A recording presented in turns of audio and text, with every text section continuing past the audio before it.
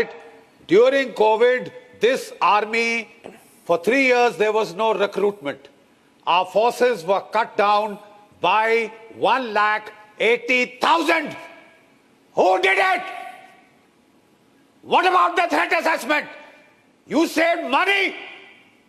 You saved money to get these people killed, damn you. I fought in Kishtwar. 3 years, Arnab. We had that area totally under control. Now that poor sector 9 sector RR, those boys are being asked to look after 2 sectors because somebody felt manpower is not needed. Damn you! It's needed if you want to fight in the mountains. It's needed if you want to fight the terrorists in hills and mountains and jungles. It is needed if you've got a Bangladesh pain in the neck now, in addition to China and Pakistan. Open the lines. Which genius chose to cut this army down? Which genius chose to cut the size of this army? For God's sake, smell the coffee. You've got wars coming, right? You might talk of Aman Ki Asha. Shove it up where the sun don't shine. God damn you. You can't do this to us. You can't do this to our boys. Let them fight. Unloosen their damn hands. All right? Whatever you have to spend, get your Jaguars. Get your Jaguars out of the way. Get your Rafales. Get your 5th generation fighters. Get more of your ATAGs, which you are making at home. Don't buy just 300. You need 1,300. Get ready to fight, boy. Read the signal. You've been talking of taking POK. Sir, we have experts tonight. ಇನ್ನೆಷ್ಟು ಸೈನಿಕರ ಮಾರಣ ಹೋಮ ಆಗಬೇಕು, ಇನ್ನೆಷ್ಟು ಅಮಾಯಕರ ಜೀವ ಕಳ್ಕೊಳ್ಬೇಕು. ಏನ್ ಮಾಡ್ತಾ ಇದ್ದೀರಿ? ಯಾವ ಪ್ರಶ್ನೆನ ಕೇಳಬೇಕಾಗಿರುವಂತಹ ಮಾಧ್ಯಮಗಳು ಆ ಪ್ರಶ್ನೆಗಳನ್ನ ಕೇಳ್ತಾ ಇಲ್ರಿ. ಮೀಡಿಯಾಗಳು ಬೇರೆ ಬೇರೆ ವಿಚಾರಗಳನ್ನ ಮಾತನಾಡ್ತಾ ಇದೆ ಹೊರತು ಇಲ್ಲಿ ಅಮಾಯಕ ಜೀವಗಳು ಬಲಿ ಆಗ್ತಾ ಇದೆಯಲ್ಲ. ಪುಲ್ವಾಮಾದಲ್ಲಿ 44 ಜನ ಸೈನಿಕರನ್ನ RDX ಮೂಲಕ ಸ್ಫೋಟಿಸ್ತಾರೆ. ಪ್ರವಾಸಿಗರನ್ನ ನಿನ್ನೆ 30ಕ್ಕೂ ಹೆಚ್ಚು ಜನ ಪ್ರವಾಸಿಗರನ್ನ ಅಟ್ಯಾಕ್ ಮಾಡ್ತಾರೆ ಅಂತಂದ್ರೆ ಏನ್ ಮಾಡ್ತಾ ಇದ್ದಾರೆ? ರಕ್ಷಣಾ ವ್ಯವಸ್ಥೆನಲ್ಲಿ 1,80,000 ಸೈನಿಕರ ಕೊರತೆ ಇದೆ ಅಂತೇಳಿ ರಿಟೈರ್ಡ್ ಮೇಜರ್ ಅವರು ಹೇಳ್ತಾ ಇದ್ದಾರೆ.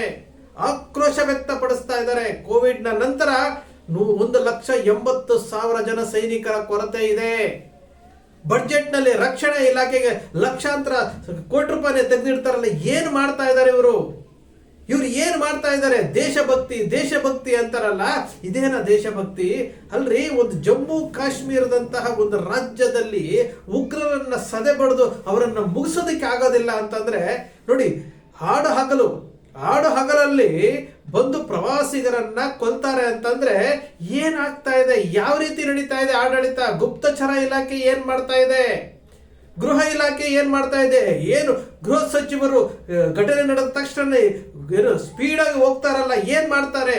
ಸಭೆ ಮಾಡ್ತಾರೆ, ಪ್ರಧಾನಮಂತ್ರಿಗಳು ಟ್ವೀಟ್ ಮಾಡ್ತಾರೆ. ಅಮಾಯಕ ಜೀವಗಳಿಗೆ ಬೆಲೆ ಇಲ್ವಾ? ಅಮಾಯಕ ಜೀವಗಳಿಗೆ ಬೆಲೆ ಇಲ್ವೇನ್ರಿ? 44 ಜನ ಪುಲ್ವಾಮಾದಲ್ಲಿ ಸೈನಿಕರ ಹತ್ಯೆ ಆಗುತ್ತೆ. ಅದು ಇವತ್ತಿನವರೆಗೂ ಯಾರು ಮಾಡಿದ್ರು ಗೊತ್ತಿಲ್ಲ, ಏನಾಯ್ತು ಗೊತ್ತಿಲ್ಲ. ಪುಲ್ವಾಮಾದಲ್ಲಿ 44 ಜನ ವೀರ ಯೋಧರನ್ನ ಕಳ್ಕೊಂಡಿರುವಂತಹ ಭಾರತ, ಇವತ್ತು ಅಮಾಯಕ ಪ್ರವಾಸಿಗರನ್ನ ಕಳ್ಕೊಂಡಿರುವಂತಹ ಭಾರತ. ಯಾರ ಪ್ರಶ್ನೆ? ಯಾರ ಹಕ್ಕು? ಯಾರು ಹೊಣೆಗಾರರಿದಕ್ಕೆ? ಉಗ್ರರನ್ನ ಸದೆ ಬಡಿದು ಉಗ್ರರನ್ನ ಮುಗಿಸುವಂತಹ ಕೆಲಸಕ್ಕೆ ಯಾವ ಸರ್ಕಾರದಿಂದಲೂ ಆಗ್ತಾ ಇಲ್ವಾ? ನಿಮಗೆ ಯಾವ ಸರ್ಕಾರದಿಂದಲೂ ಆಗ್ತಾ ಇಲ್ವಾ? ಇಲ್ಲಿ ನಾವು ಯೋಚನೆ ಮಾಡಬೇಕಾಗಿರೋದು ಉಗ್ರ ಭಯೋತ್ಪಾದಕತನವನ್ನ ನಿರ್ಮೂಲನೆ ಮಾಡಬೇಕು ಅಂತೇಳಿ. ನೋಡಿ, ಆ ಮೇಜರ್ ಅವರ ಆಕ್ರೋಶ ಹೇಳ್ತಾ ಇದೆ. ಇಲ್ಲಿ ಕೇಂದ್ರ ಸರ್ಕಾರ ವೈಫಲ್ಯವನ್ನ ನೇರವಾಗಿ ಹೇಳ್ತಾ ಇದೆ. ನೀವು ಮಾಡಬೇಕಾದಂತದನ್ನ ಮಾಡೋದನ್ನ ಬಿಟ್ಟು ಬೇರೆ ಎಲ್ಲ ಮಾಡ್ಲಿಕ್ಕೆ ಹೋಗ್ತಾ ಇದ್ದೀರಿ. ಲಕ್ಷಾಂತರ ಕೋಟಿ ರೂಪಾಯಿಗಳನ್ನ ರಕ್ಷಣಾ ಇಲಾಖೆಗೆ ಇಟ್ಟು ಏನ್ ಮಾಡಬೇಕಾಗಿತ್ತು ಅದು ಮಾಡ್ತಾ ಇಲ್ಲ. ಸೈನಿಕರನ್ನ ರಿಕ್ರೂಟ್ಮೆಂಟ್ ಮಾಡ್ತಾ ಇಲ್ಲ. ಇದು ಈ ದೇಶದ ಆಡಳಿತ ನಡೆಸೋರಿಗೆ ಇದ್ರ ಬಗ್ಗೆ ಬುದ್ಧಿ ಇರಬೇಕಾಗಿತ್ರಿ. 11 ವರ್ಷದಿಂದ ಆಡಳಿತ ಮಾಡ್ತಾ ಇದ್ರಿ. ಅದಕ್ಕೆ ಮುಂಚೆ ಕಾಂಗ್ರೆಸ್ ಪಕ್ಷ, UPA ಮತ್ತೆ NDA ಎಲ್ಲ ಆಡಳಿತ ಮಾಡಿದೆಯಲ್ಲ. ಯಾವ್ದಾದ್ರೂ ಸರ್ಕಾರದಲ್ಲಿ ಅಮಾಯಕ ಯೋಧರ ಬಲಿದಾನ ನಿಂತೋಗಿದ್ಯಾ? ಹತ್ಯೆಗಳ ನಿಂತಿದ್ಯಾ? ಉಗ್ರರ ಉಪಟಳ ನಿಂತಿದ್ಯಾ? ಏನ್ ಮಾಡ್ತಾ ಇದ್ದೀರಿ? ಮಾಧ್ಯಮಗಳು ನಿನ್ನೆಯಿಂದ ನಾವು ನೋಡ್ತಾ ಇದ್ದೀವಿ. ಪ್ರಶ್ನೆ ಮಾಡಬೇಕಾಗಿರುವಂತ ವಿಚಾರಗಳನ್ನ ಪ್ರಶ್ನೆ ಮಾಡದೆ ಏನೆಲ್ಲ ಪ್ರಶ್ನೆಗಳನ್ನ ಮಾಡ್ತಾ ಇದ್ದೀರಿ, ಏನೆಲ್ಲ ಟೈಟ್ಲ್ಗಳನ್ನ ಕೊಡ್ತಿದ್ದೀರಿ. ಅಸಹ್ಯ ಆಗುತ್ತೆ ನಿಮ್ಮ ಟೈಟ್ಲ್ಗಳನ್ನ ನೋಡ್ತಾ ಇದ್ರೆ, ಅಸಹ್ಯ ಆಗುತ್ತೆ. ಇಲ್ಲಿ ಭದ್ರತಾ ವ್ಯವಸ್ಥೆಯ ವೈಫಲ್ಯ ಪುಲ್ವಾಮಾದಲ್ಲೂ ಆಗಿದ್ದು ಅದೇ, ಇಲ್ಲಿ ಆಗ್ತಾ ಇರುವುದು ಅದೇನೆ. ಇಲ್ಲಿ ಸೈನಿಕರ ಕೊರತೆ ಇದೆ, 1,80,000 ಸೈನಿಕರ ಕೊರತೆ ಇದೆ, ನೇರವಾಗಿ ಆರೋಪ ಮಾಡ್ತಾ ಇದ್ದಾರೆ. ಒಬ್ಬ ನಿವೃತ್ತ ಮೇಜರ್ ಅವರು ನೇರವಾಗಿ ಆರೋಪ ಮಾಡ್ತಾ ಇದ್ದಾರೆ. ಯಾತಕ್ಕೋಸ್ಕರವಾಗಿ ಇವೆಲ್ಲ ಆಗ್ತಾ ಇದೆ? ಹಾಗಾದ್ರೆ ನೀವು ಭಾವನೆಗಳನ್ನ ಬಿತ್ತಿ ಬಿತ್ತಿ ಬಿತ್ತಿ ಓಟ್ ತಗೊಳ್ಳೋದಕ್ಕಷ್ಟೇ ಸೀಮಿತ ಆಗ್ತಾ ಇದ್ದೀರಾ? ಓಟ್ ತಗೊಳ್ಳೋದಕ್ಕಷ್ಟೇ ಸೀಮಿತ ಆಗ್ತಾ ಇದ್ದೀರಾ? ಪ್ರವಾಸಿಗರು ಪ್ರವಾಸ ಮಾಡೋದಕ್ಕೆ ಕಾಲ ಕಳೆಯೋದಕ್ಕೆ ಹೋದಾಗ ಅಲ್ಲಿ ನಿರ್ಭೀತಿಯಿಂದ ಓಡಾಡಬೇಕಾಗಿದ್ದಂತಹ ಜನರ ನಡುವೆ ಇಲ್ಲಿ ಉಗ್ರರ ದಾಳಿ ಆಗುತ್ತೆ ಅಂತಂದ್ರೆ ಎಷ್ಟು ಭದ್ರತೆಯಿಂದ ಇಲ್ಲಿ ಕಾಪಾಡ್ತಾ ಇದ್ದಾರೆ ಅಂತ ನಾವು ತಿಳ್ಕೊಳ್ಬೇಕಲ್ಲ. ಭಾಷಣ ಮಾಡೋದು ಮುಖ್ಯ ಅಲ್ರಿ, ಇಲ್ಲಿ ಜೀವಗಳು ಮುಖ್ಯ. ಭಾರತ ದೇಶದಲ್ಲಿ ಇವತ್ತು ಇಡೀ ಭಾರತ ದೇಶದ ಜಮ್ಮು ಕಾಶ್ಮೀರದಿಂದ ಕನ್ಯಾಕುಮಾರಿವರೆಗೂ ಯಾರಿಗೂ ಭದ್ರತೆ ಇಲ್ಲ. ಎಲ್ಲರೂ ಸಹ ಜೀವವನ್ನು ಕೈಯಲ್ಲಿಟ್ಕೊಂಡು ಜೀವನ ಮಾಡ್ತಾ ಇದ್ದಾರೆ. ಸುಮ್ಮನೆ ಸಿನಿಮಾಗಳನ್ನ ತೆಗೆಯೋದು, ಅದು ಮಾಡೋದು, ಇದು ಮಾಡೋದು, ಭಾವನೆಗಳನ್ನು ಬಿತ್ತಿ ಭಾಷಣ ಮಾಡೋದಲ್ಲ. ಇಲ್ಲಿ ಬೇಕಾಗಿರುವಂತದನ್ನ ಕೊಡಬೇಕು. ಏನೆಲ್ಲ ಸ್ಟೋರಿಗಳನ್ನ ಹೇಳ್ತಾ ಇದ್ದೀರಿ, ಏನೆಲ್ಲ ಮಾಡ್ತಾ ಇದ್ದೀರಿ? ಅಸಹ್ಯ ಆಗುತ್ತೆ ರೀ ಇವೆಲ್ಲ ನೋಡ್ತಾ ಇದ್ರೆ. ಈ ಮಾಧ್ಯಮಗಳು ನಡ್ಕೊಳ್ತಾ ಇರುವಂತಹ ರೀತಿ ನೋಡಿದ್ರೆ, ಈ ಏನು ಸರ್ಕಾರಗಳ ನಡ್ಕೊಳ್ತಾ ಇರುವಂತಹ ರೀತಿ ನೋಡಿದ್ರೆ, ಜೀವಗಳು ಕಳ್ಕೊಂಡಾಗ ಒಂದಷ್ಟು ಶ್ರದ್ಧಾಂಜಲಿಗಳನ್ನು ಅರ್ಪಿಸಿ ಒಂದಷ್ಟು ಸ್ಟೇಟ್ಮೆಂಟ್ಗಳು ಕೊಟ್ಬಿಟ್ರೆ ಆಗೋದಿಲ್ಲ. ಇಲ್ಲಿ ಆ ಭಾಗದಲ್ಲಿ ಇಷ್ಟೊಂದು ಉಗ್ರಗಾಮಿಗಳ ಕಾಟ ಇದೆ ಅಂತ ಗೊತ್ತಾದಾಗ ಅವರನ್ನು ಮಟ್ಟ ಹಾಕಬೇಕಾಗಿರುವಂತವ್ರು ಯಾರು? ಹೆಚ್ಚಿನ ರಕ್ಷಣಾ ಇಲಾಖೆಗೆ ಎತ್ತಿಡುವಂತಹ ಹಣದ ಸದುಪಯೋಗ ಯಾವ ತರ ಆಗ್ಬೇಕು? ಇದರ ಬಗ್ಗೆ ಮಾತನಾಡ್ತಾ ಇದ್ದಾರೆ ಯಾವ್ದಾರ ಮೀಡಿಯಾಗಳು? ಇದ್ರ ಬಗ್ಗೆ ಮಾತನಾಡ್ತಾ ಇದ್ದಾರಾ? ನೇರವಾಗಿ ಆ ಮೇಜರ್ ಅವರು ಹೇಳುವಂತಹ ಮಾತುಗಳನ್ನ ಕೇಳಿದ್ರೆ ನಮ್ಗೆ ರಕ್ತ ಕುದಿಯುತ್ತೆ ರೀ. ಇವರು ಏನ್ ಮಾಡ್ತಾ ಇದ್ದಾರೆ? ಇವತ್ತು ಪುಲ್ವಾಮಾದಲ್ಲಿ 44 ಜನ ಸೈನಿಕರನ್ನು ಹೊತ್ತೊಯ್ದಂತ ವಾಹನವನ್ನ ಗ್ರೆನೇಡ್ ಇಂದ ಸ್ಫೋಟಿಸ್ತಾರೆ ಅಂತಂದ್ರೆ ಅಲ್ಲಿ ಯಾರ್ದ ವೈಫಲ್ಯ ಇದೆ? ಗುಪ್ತಚರ ಇಲಾಖೆಯ ವೈಫಲ್ಯ ಇಲ್ವಾ? ಅದು ಇಂಟೆಲಿಜೆನ್ಸ್ ಫೇಲ್ ಆಗಿಲ್ವಾ? ಅಲ್ಲಿ ಇಲಾಖೆಗಳು ಫೇಲ್ ಆಗಿಲ್ವಾ? ಅಲ್ಲಿ ಯಾತಕ್ಕೋಸ್ಕರವಾಗಿ ಇವತ್ತಿನವರೆಗೂ ಅದು ಯಾರು ಅಂತ ಹೇಳ್ತಾ ಇಲ್ಲ. ಈಗ ನೋಡಿದ್ರೆ ಅಮಾಯಕರು, ನಮ್ಮ ಕನ್ನಡಿಗರು 6 ರಿಂದ 7 ಜನ ಸತ್ತಿದ್ದಾರೆ ಅಂತ ಸುದ್ದಿ ಬರ್ತಾ ಇದ್ದಾರೆ. ಹೊಟ್ಟೆ ಉರಿಯಲ್ವಾ? ನಮಗೆ ಹೊಟ್ಟೆ ಉರಿಯಲ್ವಾ? ಇಲ್ಲಿ ಏನೇನೋ ಬರ್ತಾ ಇರುವಂತದ್ದು. ನಿಜವಾಗೂ ಶೇಮ್ ಆನ್ ಮೀಡಿಯಾಗಳನ್ನು ನೋಡಿದ್ರೆ ಅಸಹ್ಯ ಆಗ್ತಾ ಇದೆ. ಪ್ರಶ್ನೆ ಮಾಡಬೇಕಾಗಿರುವಂತಹ ಮೀಡಿಯಾಗಳು ಪ್ರಶ್ನೆ ಮಾಡಬೇಕಾಗಿರುವಂತಹ ಪ್ರಶ್ನೆಗಳನ್ನ ಬಿಟ್ಟು ಬೇರೆಲ್ಲ ಮಾತಾಡ್ತಾ ಇದ್ದಾವೆ.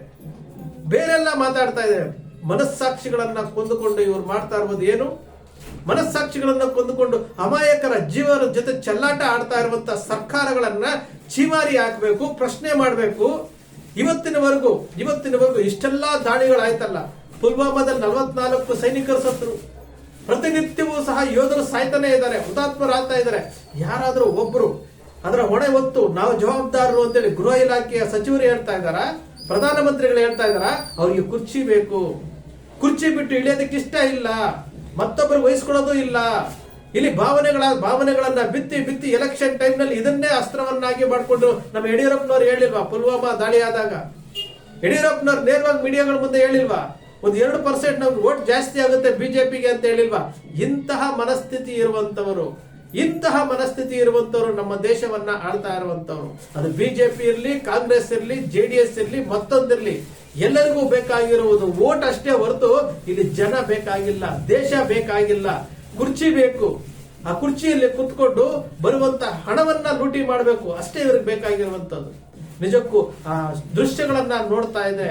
ಆ ಹೆಂಡತಿ ಮಗನ ಎದುರುಗಡೆ ಆ ಉಗ್ರಗಾಮಿಗಳು ಏನು ಪತಿಯನ್ನು ಹತ್ಯೆ ಮಾಡ್ತಾರೆ.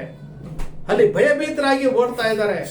ಇವೆಲ್ಲವನ್ನು ನೋಡ್ತಾ ಇದ್ರೆ ನಮ್ಗೆ ಅನ್ಸೋದೇನಂತಂದ್ರೆ ಹಗಲಲ್ಲೇ ಉಗ್ರರು ಧೈರ್ಯವಾಗಿ ಬಂದು ಆ ಸ್ಥಳದಲ್ಲಿ ಶೂಟ್ ಮಾಡ್ತಾರೆ ಅಂತಂದ್ರೆ, ಮಾತನಾಡಿ ಶೂಟ್ ಮಾಡ್ತಾರೆ ಅಂತಂದ್ರೆ ಇದರ ವೈಫಲ್ಯ ಯಾರದ್ದು? ಜಮ್ಮು ಕಾಶ್ಮೀರವನ್ನ ಆಡಳಿತ ನಡೆಸ್ತಿರುವಂತಹ ಓಮರ್ ಅಬ್ದುಲ್ಲಾ ಮಗಂದ ಅಥವಾ ಕೇಂದ್ರ ಸರ್ಕಾರದ ಕೇಂದ್ರ ಸರ್ಕಾರದ ರಕ್ಷಣಾ ವ್ಯವಸ್ಥೆಯನ್ನು ಜವಾಬ್ದಾರಿಯನ್ನು ತೆಗೆದುಕೊಂಡಿರುವಂತಹ ಅಮಿತ್ ಶಾ ಅವರದ ಜೇಮ್ಸ್ ಬಾಂಡ್ ಅಂತೇಳಿ ಸ್ಟೋರಿ ಮಾಡ್ತಾ ಇದ್ದೀರಲ್ಲ, ಸ್ಟೋರಿ ಅಜಿತ್ ಧೋವಲ್ ಅವರನ್ನ ಸ್ಟೋರಿ ಮಾಡಿ ಜೇಮ್ಸ್ ಬಾಂಡ್ ಅಂತಿರಲ್ಲ, ಏನಾಗ್ತಾ ಇದೆ? ಒಂದು ಕಡೆ ಚೈನಾ ನೋಡಿದ್ರೆ ಒಳಗಡೆ ಬರ್ತಾ ಇದೆ, ಅರುಣಾಚಲ್ ಪ್ರದೇಶದಲ್ಲಿ ನಗರಗಳನ್ನ ನಿರ್ಮಿಸ್ತಾ ಇದೆ, ಪ್ರಶ್ನೆ ಮಾಡೋದಿಲ್ಲ. ಮತ್ತೊಂದು ಕಡೆ ಇಲ್ಲಿ ಪಾಕಿಸ್ತಾನ ಭಾರತದ ಮೇಲೆ ದಾಳಿ ಮಾಡ್ತಾ ಇದೆ. ಮತ್ತೊಂದು ಕಡೆ ಆಂತರಿಕವಾಗಿ ಉಗ್ರಗಾಮಿಗಳ ಉಪಟಳ ಜಾಸ್ತಿ ಆಗ್ತಾ ಇದೆ. ಆದರೂ ಸಹ ಕಾಶ್ಮೀರದ ಅನಂತನಾಗ್ ಜಿಲ್ಲೆಯಲ್ಲಿ ಬಂದು ಇವರು ನೇರವಾಗಿ 30 ಜನರನ್ನ ಕೊಲ್ತಾರೆ ಅಂತಂದ್ರೆ ಇಲ್ಲಿ ಭದ್ರತಾ ವೈಫಲ್ಯ ಎಷ್ಟಿದೆ ಅಂತೇಳಿ ನಾವು ಅರ್ಥ ಮಾಡ್ಕೊಳ್ಬೇಕಾಗುತ್ತೆ. ಭಾವನೆಗಳನ್ನ ಬಿಡ್ರಿ, ಅಧಿಕಾರ ಇದೆ, ಇಡೀ ದೇಶ ನಿಮ್ ಕೈಯಲ್ಲಿ ಕೊಟ್ಟಿದೆ, ಇಡೀ ದೇಶವನ್ನ ನಿಮ್ ಕೈಲಿ ಆಡಳಿತ ಮಾಡಕ್ ಕೊಟ್ಟಿರುವಂತದ್ದು. ಸ್ಟೋರಿ ಹೇಳೋದಕ್ಕಲ್ಲ, ಭಾವನೆಗಳನ್ನ ಬಿತ್ತೋದಕ್ಕಲ್ಲ. ಹುಡುಕಿ ಹೊಡಿಬೇಕಾಗಿತ್ತು, ಹೊಡೆಯೋದಿಲ್ಲ. ಆ ಸಮಯದಲ್ಲಿ ಇನ್ನೊಂದು ವಾರ 15 ದಿವಸ ಇದನ್ನೇ ಮೇಂಟೈನ್ ಮಾಡ್ತಾರೆ ಈ ಮಾಧ್ಯಮಗಳು. ಈ ಕಕ್ಕಸ್ ತಿನ್ನುವಂತಹ ಮಾಧ್ಯಮಗಳು ಸಹ ಸರ್ಕಾರಗಳಿಗೆ ಚೀಮಾರಿ ಹಾಕೋದಿಲ್ಲ. ನೀವು ಮಾಡ್ತಾ ಇರುವುದು ತಪ್ಪು ಅಂತ ಹೇಳೋದಿಲ್ಲ. ಆ ಮೇಜರ್ ಹೇಳಿರುವಂತಹ ವಿಚಾರಗಳನ್ನ ಅವರಿಗೆ ತಿಳಿಸುವಂತಹ ಕೆಲಸ ಮಾಡೋದಿಲ್ಲ. ಡಿಬೇಟ್ ನಲ್ಲಿ ಕುತ್ಕೊಂಡು ಟೈಮ್ ಪಾಸ್ ಮಾಡ್ಕೊಂಡು TRP ಮಾಡ್ಕೊಂಡು ಇವ್ರ ವ್ಯೂಸ್ ಗಳನ್ನ ಮಾಡ್ಕೊಳ್ಳೋದಕ್ಕೋಸ್ಕರ ಮಾತ್ರ ಇಟ್ಕೊಂಡಿದ್ದಾರೆ. ನಾಚಿಕೆ ಆಗುತ್ತೆ.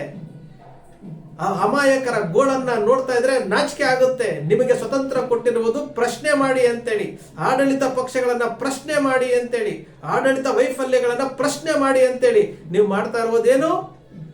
ಚಾನೆಲ್ ಅಲ್ಲಿ ಕುತ್ಕೊಂಡು ಡಿಸ್ಕಷನ್ ಮಾಡ್ತಾ ಇರುವುದು ನಮ್ಮಲ್ಲೇ ಮೊದಲು ಅಂತಿರಲ್ಲ. ಅಲ್ಲಿ ನಡೆದಿರುವಂತಹ ವಿಚಾರವನ್ನ ನಮ್ಮಲ್ಲೇ ಮೊದಲು ವಿಡಿಯೋ ಸಿಕ್ಕಿದೆ, ನಮ್ಮಲ್ಲೇ ವಿಡಿಯೋ ವೀಕ್ಷಿಸಿ ಅಂತೇಳಿ ಆ ವಿಡಿಯೋವನ್ನ ತೋರಿಸ್ಕೊಳ್ದೆ ನಿಮ್ಮ ಚಾನೆಲ್ ನೋಡ್ಬೇಕು ಅಂತ ನೀವು ಇಂತಹ ಸಮಯದಲ್ಲೂ ಸಾವಿನ ಮನೆಯಲ್ಲಿ ಗಳ ಹಿರಿಯುವಂತ ಕೆಲಸ ಮಾಡ್ತಿರಲ್ಲ. ಅಸಹ್ಯ ಆಗಲ್ವಾ ನಿಮ್ಗೆ? ಅಸಹ್ಯ ಆಗಲ್ವಾ? ಒಂದೇ ಒಂದು ಚಾನೆಲ್, ಒಬ್ಬ ಪತ್ರಕರ್ತ ನಿಂತ್ಕೊಂಡು, ರೀ ಮೋದಿ ಅವರೇ, ಏನ್ ನಿಮ್ದು ಆಡಳಿತ ವ್ಯವಸ್ಥೆ? ಯಾಕೆ ಅಮಾಯಕರು ಬಲಿ ಆಗ್ತಾ ಇದ್ದಾರೆ? ಈಗ ಸಾಮೂಹಿಕವಾಗಿ 30 ಜನ ಬಲಿಯಾಗಿದ್ದಾರೆ, 44 ಜನ ಸೈನಿಕರು ಬಲಿಯಾಗಿದ್ದಾರೆ, ನಿರಂತರವಾಗಿ ಯೋಧರು ಬಲಿ ಆಗ್ತಾ ಇದ್ದಾರೆ. ಯಾವ ವ್ಯವಸ್ಥೆ ನಿಮ್ದು ಅಂತ ಯಾವನಾದ್ರೂ ಪತ್ರಕರ್ತರು, ಯಾವ್ದಾದ್ರು ಚಾನೆಲ್ನವರು ಅಮಿತ್ ಶಾ ಮತ್ತೆ ನರೇಂದ್ರ ಮೋದಿ ಅವ್ರನ್ನ ಪ್ರಶ್ನೆ ಮಾಡಿದಾರ? 1,80,000 ಸೈನಿಕರ ಕೊರತೆ ಇದೆ ಅಂತೇಳಿ ಆಕ್ರೋಶಭರಿತವಾಗಿ ಹೇಳ್ತಾ ಇದಾರಲ್ಲ, ಇದ್ರ ಬಗ್ಗೆ ಪ್ರಶ್ನೆ ಮಾಡಿದಾರ? ಮಾಡೋದಿಲ್ಲ. ಇವರು ಉಗ್ರಗಾಮಿಗಳು ಏನು ಕೊಂದು ಹೋದ್ರಲ್ಲ, ಅದಕ್ಕೆ ಪರಿಹಾರ ಹುಡುಕ್ತಾ ಇಲ್ಲ. ಇವರು ಜನರನ್ನ ಯಾವ ರೀತಿ ನಮ್ಮ ಚಾನೆಲ್ ನೋಡಬೇಕು ಅನ್ನೋದ್ ರೀತಿನಲ್ಲಿ ಇವರು ತಂಬ್ಲೈನ್ಗಳನ್ನ ಕೊಟ್ಕೊಂಡು ಸ್ಟೋರಿಗಳನ್ನ ಮಾಡ್ತಾ ಇದ್ದಾರೆ. ನಿಜಕ್ಕೂ ಆ ಮೇಜರ್ ಅವರು ಹೇಳಿರುವಂತಹ ಮಾತುಗಳನ್ನ ಕೇಳ್ತಾ ಇದ್ರೆ ರಕ್ತ ಕುದಿಯುತ್ತೆ ರೀ. ಎಂತಹ ವೈಫಲ್ಯ ರೀ! 44 ಜನ ಪುಲ್ವಾಮಾದಲ್ಲಿ ಸೈನಿಕರುಗಳನ್ನ ಹತ್ಯೆ ಮಾಡ್ತಾರೆ, ಹುತಾತ್ಮರಾಗ್ತಾರೆ ಅವರು. ಅವರ ಶ್ರದ್ಧಾಂಜಲಿಯನ್ನ ಆಚರಣೆ ಮಾಡ್ತೀವಿ ನೋಡಿ. ಇವತ್ತು 30 ಜನ ಅಮಾಯಕರು ಸತ್ತಿದ್ದಾರೆ. 30 ಜನ ಅಮಾಯಕರು ಸತ್ತಿದ್ದಾರೆ. ಅವ್ರು ಯಾರೇ ಆಗಿರಲಿ, ಉಗ್ರಗಾಮಿಗಳಿಗೆ ಬೇಕಾಗಿರುವುದು ರಕ್ತ, ದೇಶಕ್ಕೆ ಬೇಕಾಗಿರುವುದು ಶಾಂತಿ. ಅದನ್ನ ಮಾಡಬೇಕು ಅಂತಂದ್ರೆ ಆ ಉಗ್ರಗಾಮಿಗಳನ್ನ ಫಿನಿಶ್ ಮಾಡಬೇಕು. ಆ ಕೆಲಸ ಮಾಡ್ರಿ. ಫಸ್ಟ್ ದಡ ಅಂತ ದೌಡಾಯಿಸೋದಲ್ಲ ಅಮಿತ್ ಶಾ ಅವರು, ಅದನ್ನ ವಿಡಿಯೋದಲ್ಲಿ ತೋರಿಸೋದಂತದಲ್ಲ. ಈಗ ರೈಟ್ ಟೈಮ್ ಅಂತೆ ನಮ್ಮ ಹೆಂಗ್ ಪುಂಗ್ಲಿ ಹೇಳ್ತಾನೆ, ಈಗ ರೈಟ್ ಟೈಮ್ ಅಂತೆ. ಇವನ್ 1 ವರ್ಷಗಳ ಕಾಲ ಸರಕು ಸಿಕ್ತಲ್ಲ, 1 ವರ್ಷಗಳ ಕಾಲ ಹೆಂಗ್ ಪುಂಗ್ಲಿಗೆ ಸರಕು ಸಿಕ್ತಲ್ಲ ಭಾಷಣ ಮಾಡೋದಕ್ಕೆ, ಜೀವನ ಮಾಡೋದಕ್ಕೆ. ಇಂಥವ್ರಿಂದ ಇವತ್ತು ದೇಶ ಹಾಳಾಗ್ತಾ ಇರೋದು, ಇಂಥವ್ರಿಂದ. ಇದು ನಮ್ಮ ದೇಶದ ಪರಿಸ್ಥಿತಿ. ಸ್ನೇಹಿತರೆ, ನಿಮ್ಮ ಅಕ್ಷರ ಮೀಡಿಯಾ ಯಾವತ್ತು ಸೃಷ್ಟಿ ಮಾಡೋದಿಲ್ಲ, ಕಲ್ಪನೆ ಮಾಡೋದಿಲ್ಲ, ವಾಸ್ತವದ ವಿಚಾರವನ್ನು ವಿಶ್ಲೇಷಣೆ ಮಾಡುತ್ತೆ. ನಿಮ್ಮ ಅಕ್ಷರ ಮೀಡಿಯಾದ ವಿಶ್ಲೇಷಣೆ ನಿಮ್ಗೆ ಇಷ್ಟ ಆಯ್ತು ಅಂದ್ರೆ ಸಬ್ಸ್ಕ್ರೈಬ್ ಆಗಲಿಲ್ಲ ಅಂದ್ರೆ ಸಬ್ಸ್ಕ್ರೈಬ್ ಮಾಡ್ಕೊಳ್ಳಿ. ಪಕ್ಕದಲ್ಲಿ ಕಾಣುವಂತ ಬೆಲ್ ಐಕಾನ್ ಪ್ರೆಸ್ ಮಾಡಿ, ಶೇರ್ ಮಾಡಿ, ಪ್ರೋತ್ಸಾಹ ನೀಡಿ.